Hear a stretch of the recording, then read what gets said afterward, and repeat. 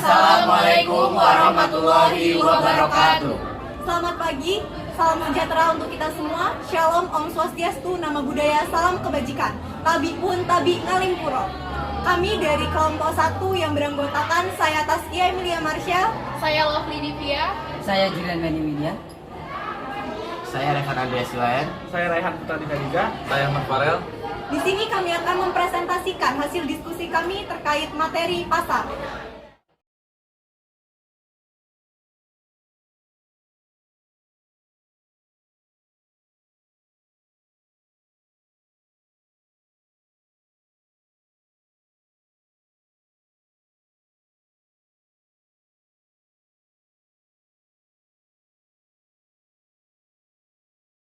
Pengertian pasar. Pengertian pasar dibagi menjadi dua, yaitu secara sempit dan secara luas. Secara sempit, pasar dapat diartikan tempat untuk pertemuan penjual dan pembeli yang melakukan transaksi jual beli barang ataupun jasa. Yang kedua, pengertian pasar secara luas. Secara luas, pasar merupakan proses di mana penjual dan pembeli saling berinteraksi untuk mendapatkan harga keseimbangan dan untuk kesepakatan tingkat harga atau ditentukan oleh penawaran dan permintaan. Selanjutnya adalah fungsi dan peran pasar. Yang pertama, mengatur kegiatan produksi. Dalam kegiatan produksi, perusahaan memerlukan faktor untuk melakukan produksi, yaitu permintaan. Yang kedua, menetapkan harga dan nilai. Harga suatu barang ditentukan oleh kesepakatan antara penjual dan pembeli, atau ditentukan oleh permintaan dan penawaran. Yang ketiga, mendistribusikan barang dan jasa. Pasar dapat memperlancar proses penyaluran barang atau jasa dari produsen ke konsumen. Selanjutnya, menentukan jumlah pembelian dan penjualan. Jumlah unit yang akan dibeli tentu saja dibatasi oleh dana yang dimiliki oleh produsen. Yang selanjutnya, menentukan stok barang untuk keperluan masa yang akan datang melalui indikator harga pasar. Konsumen dan produsen dapat mengambil inisiatif untuk mengumpulkan barang. Selanjutnya, yang terakhir, melakukan promosi. Pasar banyak dikunjungi oleh pembeli. Itulah sebabnya pasar digunakan oleh produsen untuk memperkenalkan produk yang mereka hasilkan.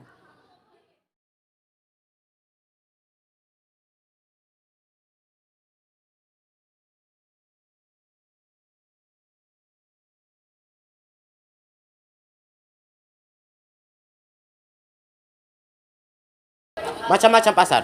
Pasar dibedakan berdasarkan jenis barang yang dijual. Yang pertama, pasar barang konsumsi. Pasar ini biasa menyediakan barang-barang untuk keperluan konsumsi untuk rumah tangga, dimulai dari sandang, pangan, papan, hingga keperluan barang mewah. Yang kedua yaitu pasar faktor produksi. Pasar ini biasa menyediakan barang-barang untuk keperluan produksi yang biasanya dibutuhkan oleh para produsen.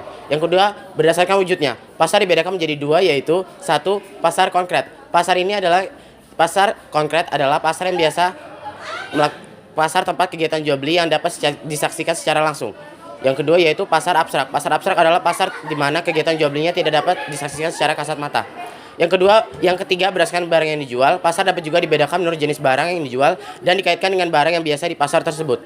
Berdasarkan waktu jual beli, pasar dapat dibedakan atas pasar harian, pasar mingguan, pasar bulanan, dan pasar tahunan. Berdasarkan luas jangkauan distribusi, pasar dapat dibedakan atas pasar lokal, daerah, nasional, dan internasional. Berdasarkan tempat, ada juga pasar yang diberikan menurut nama tempat atau daerah tempat.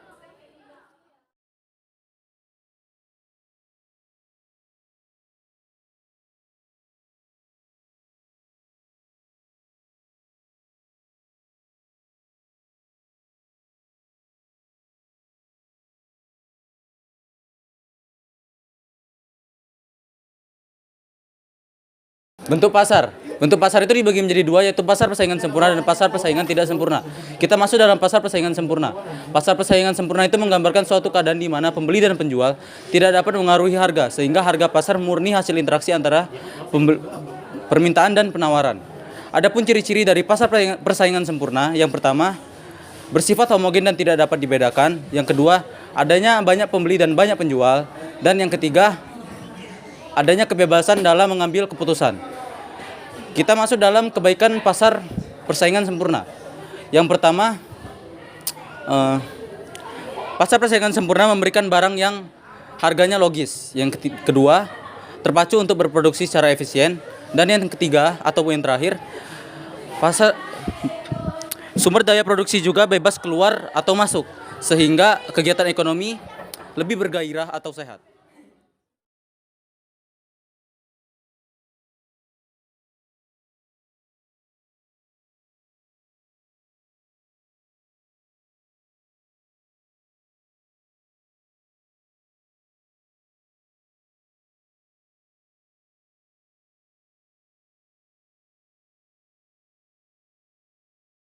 Keburukan pasar persaingan sempurna.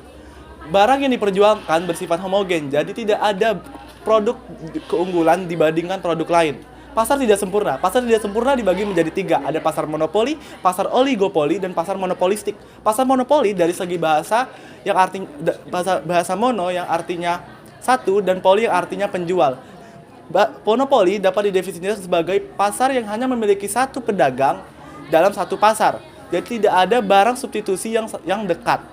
Ciri-ciri dari pasar monopoli adalah hanya ada satu orang penjual, kedua terdapat banyak pembeli, ketiga tidak ada barang substitusi yang dekat.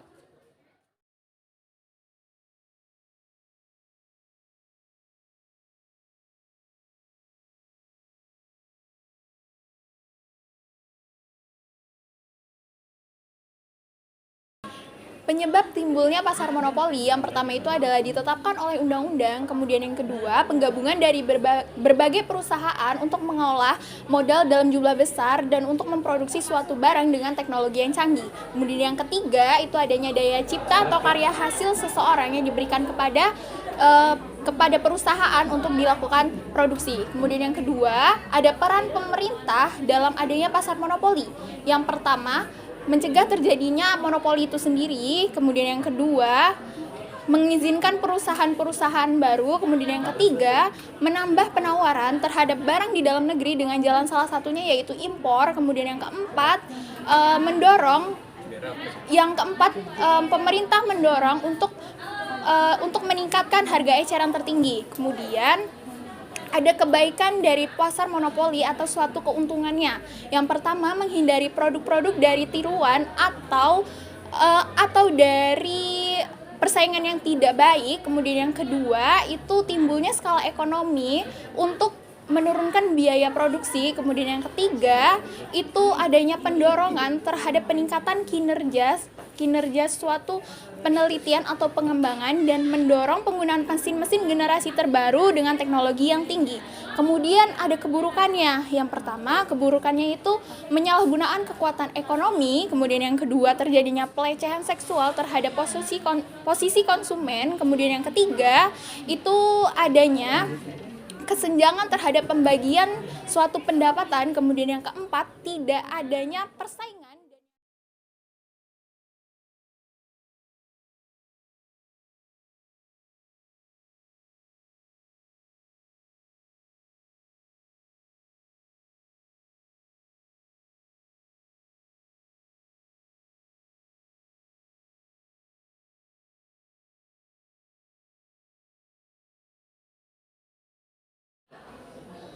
Pasar oligopoli. Pasar oligopoli adalah pasar di mana penawaran terhadap satu jenis barang dikuasai oleh beberapa perusahaan. Nah, ada yang tahu nggak nih ciri-ciri dari pasar oligopoli? Jadi, ciri-ciri dari pasar oligopoli yang pertama, terdapat banyak pembeli. Yang kedua, hanya ada beberapa penjual. Yang ketiga, produk yang diperjualbelikan bersifat homogen dan heterogen. Yang keempat, adanya ketergantungan. Yang kelima, penggunaan iklan secara intensif. Yang keenam, terhadap hambatan untuk memasuki pasar bagi perusahaan baru. Selanjutnya, ada pasar monopolistik. Pasar monopolistik adalah pasar di mana terdapat banyak produsen yang membuat barang serupa, tetapi memiliki perbedaan di beberapa aspek. Nah, ada yang tahu nggak nih ciri-ciri dari pasar monopolistik? Jadi, ciri-ciri dari pasar monopolistik yang pertama, satu, terdapat banyak produsen dan penjual. Yang kedua, produsen memengaruhi harga. Yang ketiga, produsen lain mudah masuk ke dalam pasar. Dan yang terakhir, promosi penjualan harus aktif. Cukup sekian presentasi dari kami. Hari Senin memungut kerap, tunggu sedikit buat arisan. Mohon maaf jika ada yang kurang, kami harap presentasi kami berkesan. Wassalamualaikum warahmatullahi wabarakatuh.